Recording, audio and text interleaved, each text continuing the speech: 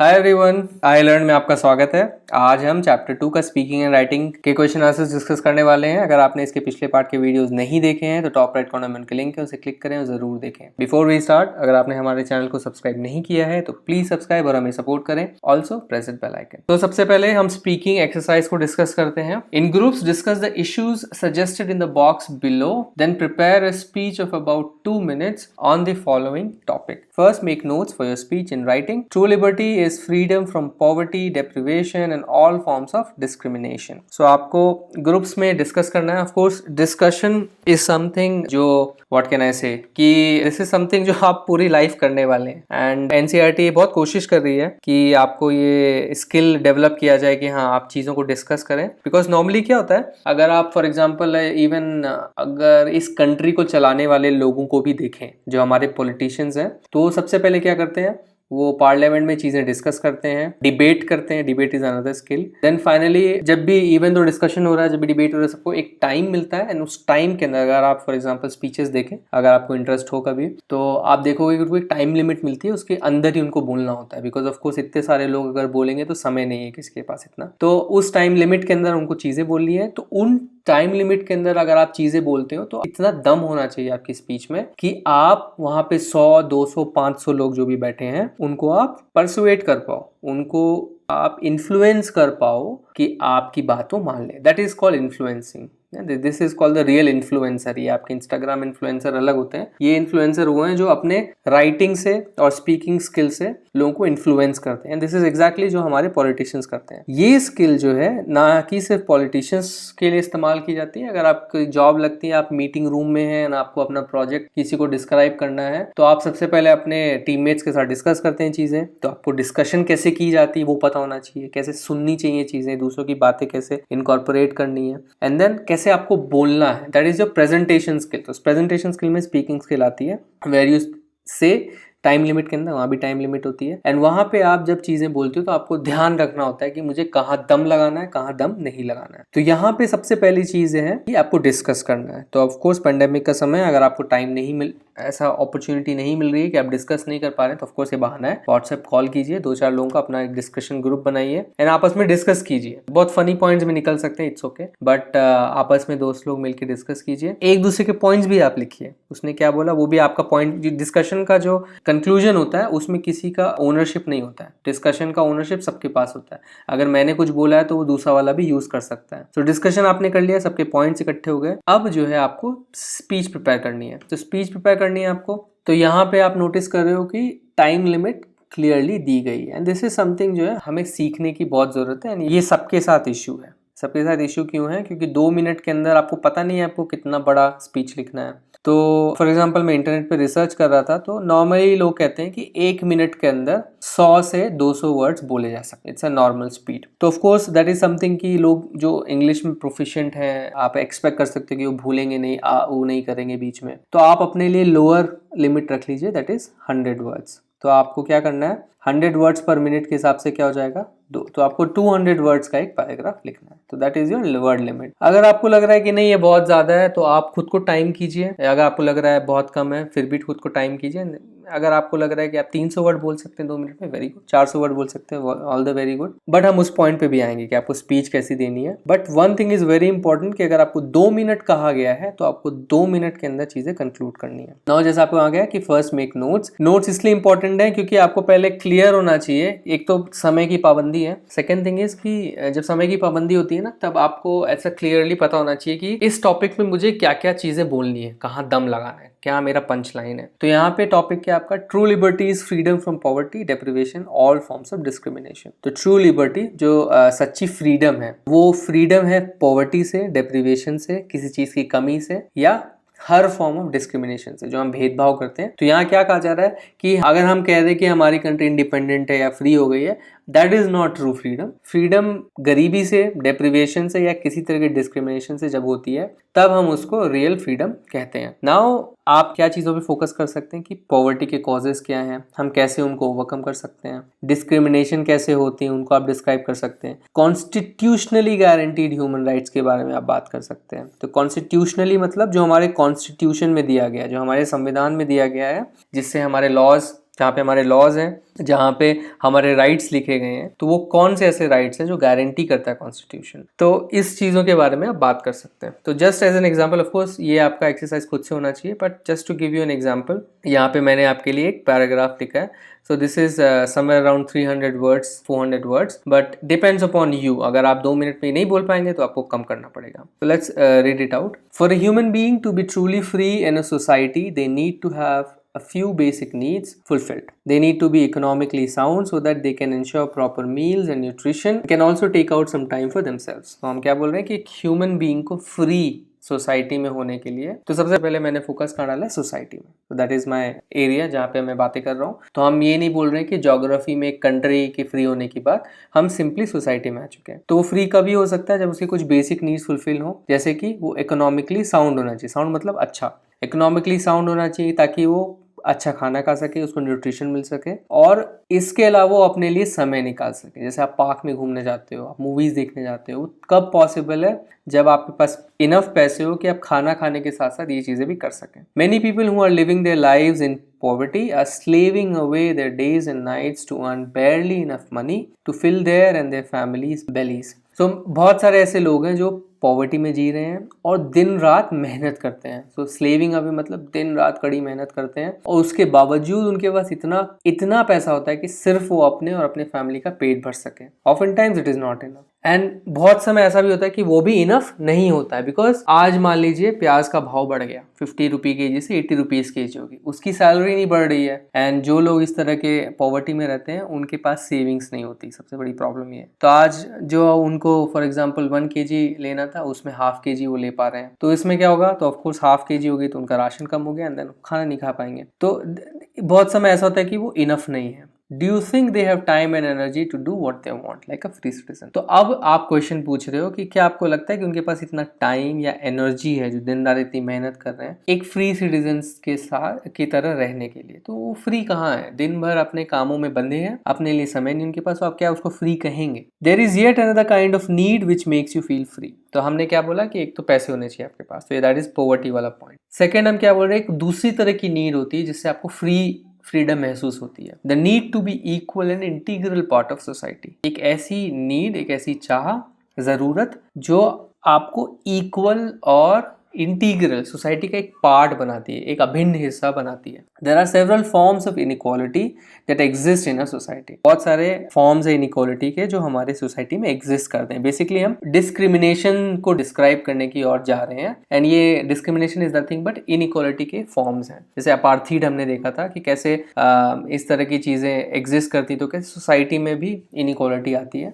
The stigma and restrictions associated with people of certain castes, religion, gender, sexuality, color, etc. snatches away the human rights that are even guaranteed by our constitution. Now होता क्या है कि constitution में अगर कोई चीज़ guarantee की गई है, जैसे अगर आप हमारे कॉन्स्टिट्यूशन को देखें तो उसमें अनटचेबिलिटी नहीं है, कास्ट सिस्टम का कोई डिस्क्रिप्शन नहीं है, सब इक्वल है, सारे रिलीजन के लोग इक्वल हैं, सारे जेंडर इक्वल हैं, what ever is your gender, your sexuality, आपका कलर जो भी हो, सब इक्वल है। लेकिन अगर आप सोसाइटी में जाएंगे तो स्टिग्मा एसोसिएटेड है। फॉर एग्जांपल लोअर कास्ट के लोगों के लिए स्टिग्मा एसोसिएटेड है। रेस्ट्रिक्शंस किए जाते हैं रिलीजन के बेसिस पे। अगर आप एक रिलीजन के हैं तो आप उनके रिलीजियस प्लेस पे नहीं घुस सकते हैं। ऑफ कोर्स जो उन्होंने ये रूल बनाए वो कॉन्स्टिट्यूशन के अकॉर्डिंग नहीं है, फिर भी एग्जिस्ट करते हैं। The group that faces this discrimination are deprived of basic liberties. They are not allowed to enter religious places, they are not allowed to drink water from public taps, they are not allowed to marry people of their choice, etc. तो जो group ऐसे discrimination को face करते हैं उनको basic liberty, जो basic चीज़ है, जो फॉर एग्जांपल अगर आप ऐसी जगह जाएंगे जहाँ पे ये डिस्क्रिमिनेशन एग्जिस्ट नहीं करता, उनके लिए बहुत ही बेसिक चीज़ उनको दिखेगी, अरे ये नहीं है तुम्हारे पास। एंड इनफैक्ट ये बेसिक चीज़ें कैसे हैं? आप रिलीजियस प्लेसेस में नहीं घुस सकते हो, इवन दो आप उसी रिलीजन के हो, लेकिन आपका कास्ट छोटा है तो आप भगवान की पूजा नहीं कर सकते हो फॉर एग्जाम्पल। तो ये तो आपकी बेसिक लिबर्टी के खिलाफ हो गया, और कॉन्स्टिट्यूशन में कहीं नहीं लिखा है। आपको पब्लिक टैप्स को छू के पानी नहीं पीने देते हैं, आपको अपने चाह के हिसाब से मैरी नहीं करने देते हैं because somebody is of another religion और कास्ट। तो ये सब बेसिक चीजें जो चॉइस है हमारी वो हमें नहीं मिलती है, इवन दो ये सब गारंटीड है हमारे कॉन्स्टिट्यूशन में। As Nelson Mandela pointed out very well, a man who takes away another man's freedom is a prisoner of hatred.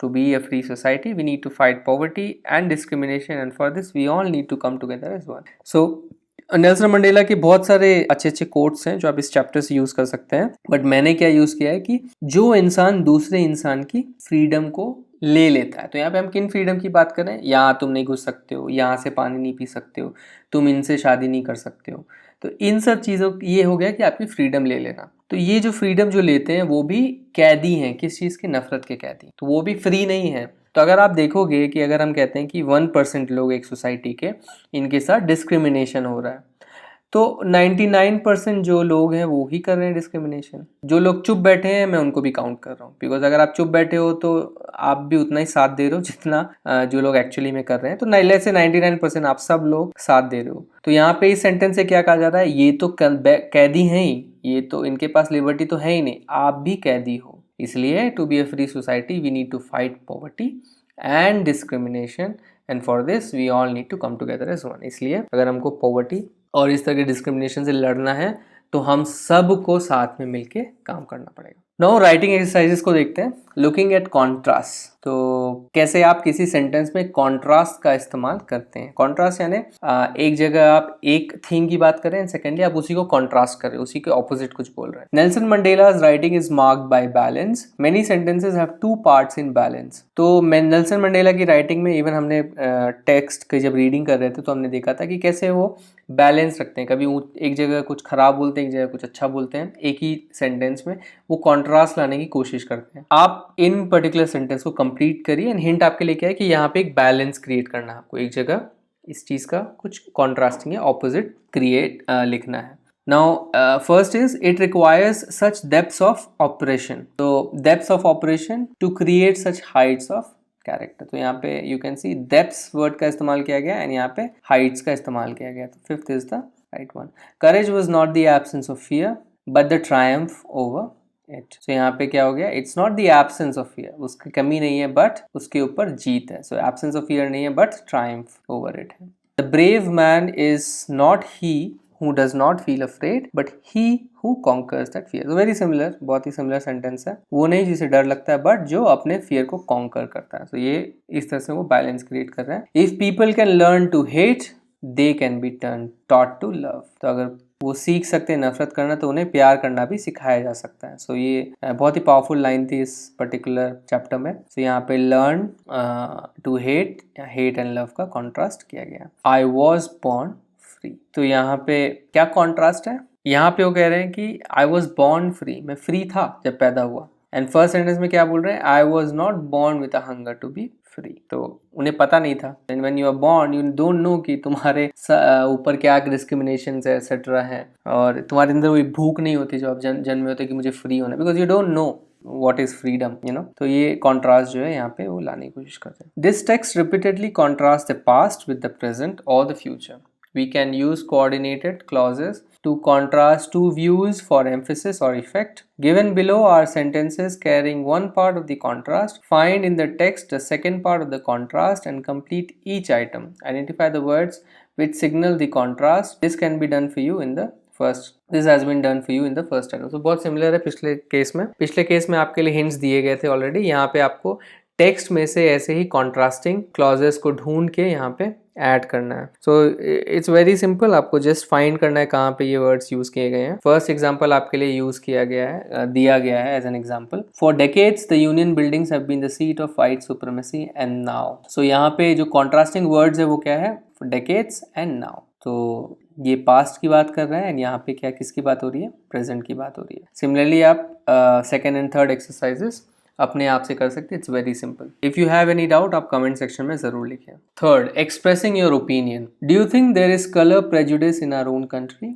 Discuss this with your friend and write a paragraph about 100 to 150 words. You have the option of making your paragraph a humorous one. Read the short verse given below.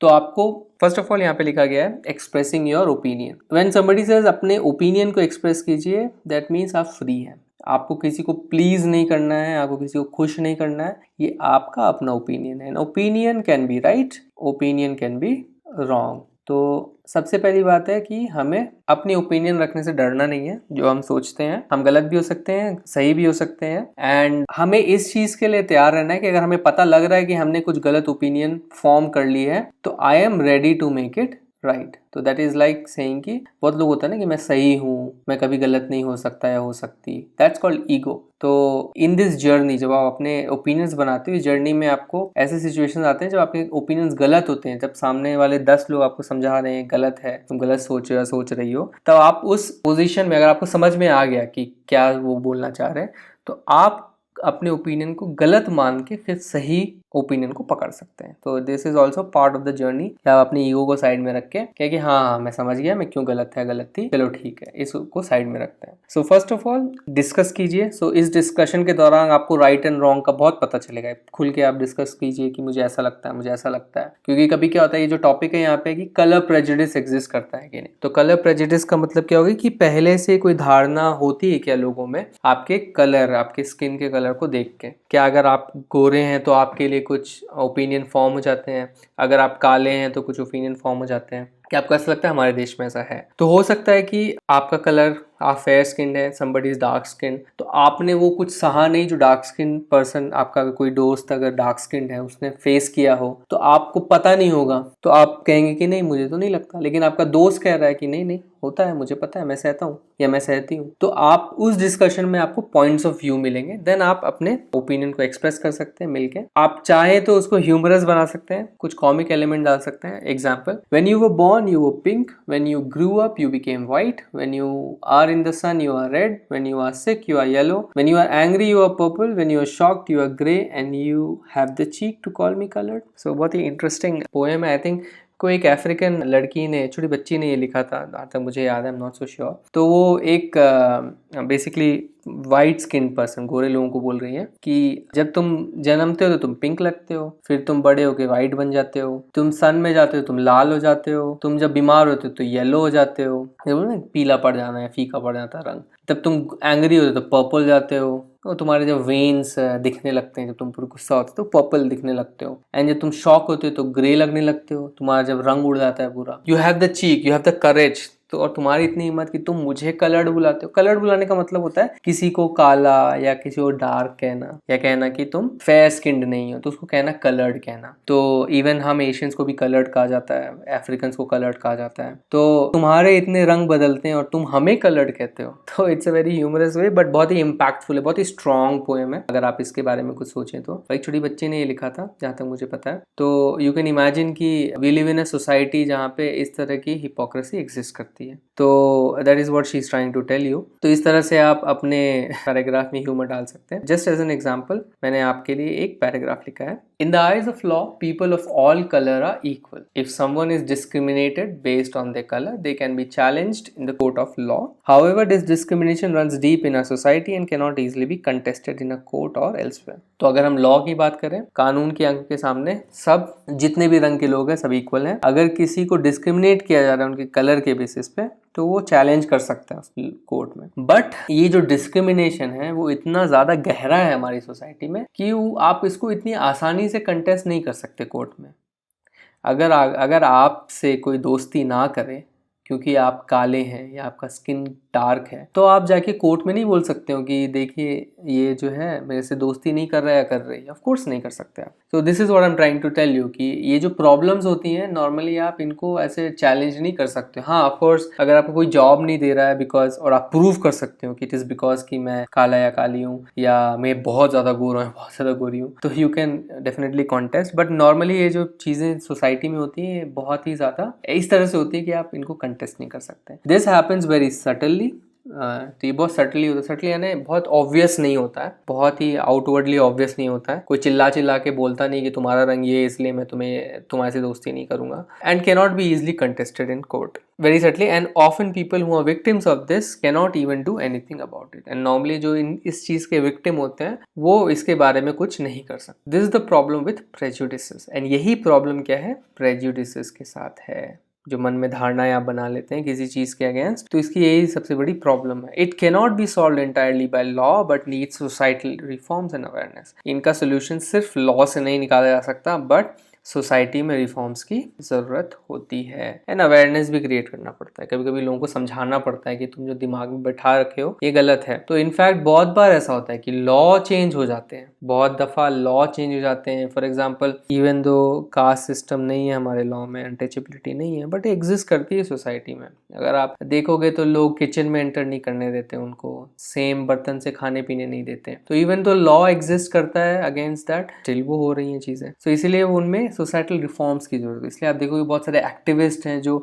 गाँव में जाके, even शहरों में भी लोगों के घरों में जाके इस चीज़ से बैटल करने की कोशिश करते हैं। तो ये सोसाइटी के अंदर से ये सॉल्व होना ज़रूरी होता है। It is funny that we live in a society where our god lord Krishna, who is regarded as the symbol of love, is depicted of dark complexion, but we prefer fair skinned people for marriage proposals. तो यहाँ पे एक funny चीज़ मैं coat कर रहा हूँ कि हम ऐसी सोसाइटी में रहते हैं जहाँ पे भगवान कृष्ण, जिनको हम कहते हैं कि वो काले थे, श्याम नाम है उनका, जो कि सिंबल ऑफ लव है। हमें पता है राधा और कृष्ण उनके लव के बारे में, वो सिंबल है लव के लिए। स्टिल हम शादी के लिए फेयर स्किन पीपल को प्रेफर करते हैं। The day we stop counting colour complexion as a trait for looking at another individual, that day we would be free of this prejudice. तो जिस दिन हम कलर कॉम्प्लेक्शन को एक गुण की तरह देखना बंद कर देंगे किसी इंसान के, तब हम इस प्रेजुडिस के से फ्री हो जाएंगे। बेसिकली अगर हम किसी से मिल रहे और हम कह रहे हैं कि अरे तुम्हें पता है कि मैं एक इससे मिला, उसका नाम ये था, वो यहाँ काम करता था और वो काला था